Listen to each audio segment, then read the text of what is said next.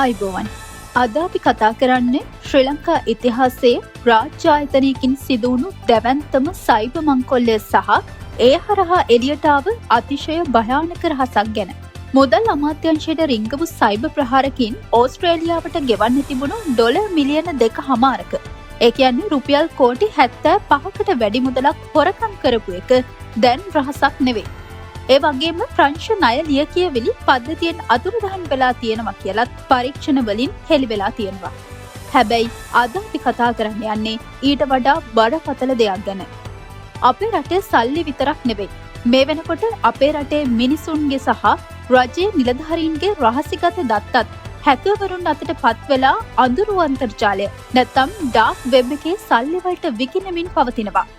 මේ ගැන ජාත්‍යන්තර සයිබර් ආරක්ෂක වාර්තා මගින් හෙළි කරපු තොරතුරු සහ ඒ දත්ත විකිණෙන මිල ගණන් අද අපි කරුණු සහිතව විමසා බලනවා. මේ වන විට ශ්‍රී ලංකාවේ ප්‍රධාන පෙළේ ආයතන ගණනාවක දත්ත හැක් කරලා අඳුරු අන්තර්ජාලයේ විකුණන්න දාලා තියෙනවා.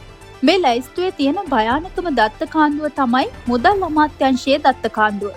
අලුත්ම සාක්ෂිවලට අනුව ශ්‍රී ලංකා මුදල් අමාත්‍යාංශයේ සම්පූර්ණ දත්ත ගබඩාවම සහ ප්‍රධාන සර්වර් වෙත පිවිසීමේ සම්පූර්ණ පාලන බලය හැකර්වරුන් විසින් මේ වෙද්දි විකිණීමට දමා තිබෙනවා. මෙහි මිල සටහන් වෙන්නේ බිට්කොයින් හරහා ගෙවන ඇමරිකානු ඩොලර් 4000ක් විදිහටයි. ඒ කියන්නේ ආසන්න වශයෙන් රුපියල් ලක්ෂ 12ක් වගේ මුදලකට මුළු මුදල් අමාත්‍යාංශයේම සර්වර් පාලනය ඕනම කෙනෙකුට මිලදී ගන්න පුළුවන්.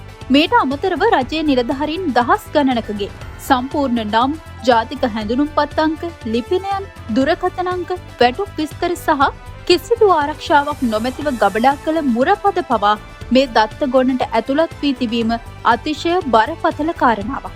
ඊට අමතරව උතුරු පළාත් අධ්‍යාපන පරිපාලන පද්ධතියේ මුරපද සහ පරිපාලකීන්ගේ දත්ත ඩොලර් 50ක් පැන ඉතා සුළු මුදලකට හැකර්වරුන් විසින් විකිණීමට දමා තිබෙනවා. ඉදිකිරීම් කර්මාන්ත සංවර්ධන අධිකාරියේ සර්වර් පද්ධතියට සම්පූර්ණයෙන්ම ඇතුළත් වෙන්න පුළුවන් මූලික පාලන බලයත් මේ වෙනකොට විකුණන්න දාලා තියෙනවා.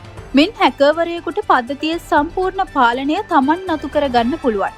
අධ්‍යාපන ප්‍රකාශන දෙපාර්තමේන්තුවේ අතිශය රහසිගත පරිශීලක දත්ත මේ වන විටත් කාන්දු වී විකිණීමට තබා තිබෙනවා. ඒ වගේම අපේ රටේ විශ්‍රාමිකයන්ගේ රහසිගත ලියවිලි සහ සංවේදී දත්ත විශාල ප්‍රමාණයක් සහිත විශ්‍රාම වැටුප් දෙපාර්තමේන්තුවේ දත්තත් මෙලෙස අලවියට තබා ඇති බව ජාත්‍යන්තර වාර්තා තහවුරු කරනවා. සෞඛ්‍ය අමාත්‍යාංශයේ රෝගීන්ගේ සහ සෞඛ්‍ය පද්ධතියේ දත්ත විශාල ප්‍රමාණයක් මේ හරහා විකිණීමට දමා තිබෙනවා.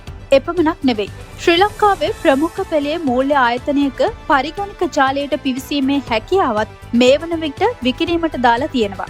මේ මිලදී ගන්නා ඕනෑම කෙනෙකුට එම ආයතනයේ ගනුදෙනුකරුවන්ගේ මූල්‍ය දත්තවලට රහසින් පිවිසෙන්න පුළුවන්. මීට අමතරව ශ්‍රී ලංකාවේ ගොවීන්ගේ තොරතුරු ඇතුළත් දත්ත ගබඩාවක් සහ පළාත් අධ්‍යාපන දෙපාර්තමේන්තුවේ දත්තද හැක් කර විකිණීමට තබා ඇති බව තහවුරු වී තිබෙනවා. රජයේ හෝ පෞද්ගලික ආයතනවල දත්ත හැක් වුණාම ඒක සාමාන්‍ය පුරවැසියන් වන අපිට බලපාන්නේ කොහොමද? පළමුවෙනි දේ තමයි අනන්‍යතා සොරකම. ඔබේ ජාතික හැඳුනුම්පත් අංකය, ලිපිනය සහ දුරකථන අංක හැකර්වරුන් අතට පත් වුණාම ඔවුන්ට ඔබේ නමින් ව්‍යාජ ගිණුම් හදන්න, ණය ගන්න හෝ වෙනත් අපරාධවලට ඔබේ අනන්‍යතාවය පාවිච්චි කරන්න පුළුවන්. දෙවන කාරණාව මූල්‍ය වංචා.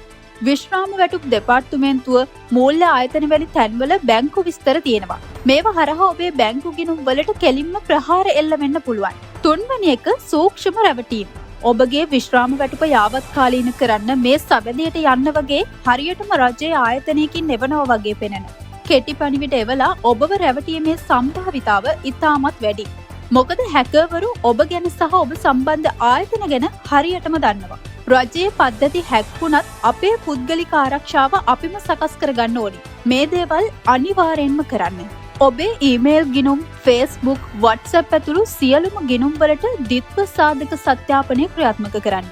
එවිට ඔබේ මුරපදය හැකර් කෙනෙක් හොයාගත්තත් ඔබේ දුරකථනයට එන රහස් කේතය නැතුව ඔවුන්ට ඇතුල් වෙන්න බෑ. ඔබගේ බැංකු ගිණුම් වල සිදුවන ගනුදෙනු වාර්තා නිතරම පරීක්ෂා කරන්න. ඔබ නොකල කුඩා ගනුදෙනුවක් හෝ දුටුවහොත් වහාම බැංකුවට දන්වා කාඩ්පත් අවහිර කරන්න. රජයේ ආයතනයකින්, බැංකුවකින් හෝ තැපැල් කාර්යාලයෙන් වගේ එන කෙටි පණිවිඩ හෝ ඊමේල් වල තියෙන අන්තර්ජාල සබැඳිවලට ගිහින් ඔබේ විස්තර මුරපද ලබා දෙන්න එපා. ඒ වගේම එකම මුරපදය හැම තැනටම පාවිච්චි කරන එක වහාම නවත්තන්න. ඩොලර් මිලියන ගණන් හොරකම් කරනවට වඩා අපේ රජයේ නිලධාරීන්ගේ සහ සාමාන්‍ය ජනතාවගේ රහසිගත දත්ත මේ ආකාරයට විකිණීම ඉතාමත් භයානක තත්ත්වයක්. ශ්‍රී ලංකාවේ සයිබර් ආරක්ෂාව මේ තරම් අවදානම් තත්ත්වයක තියෙන්නේ ඇයි? මේ ගැන ඔබේ අදහස පහලින් කමෙන්ට් කරන්න. මේ තොරතුරු අනිවාර්යෙන්ම හැමෝම දැනුවත් වෙන්න ෂෙයා කරන්න. නාලිකාව සබ්ස්ක්‍රයිබ් කරන්නත් අමතක කරන්න එපා. ස්තුතියි.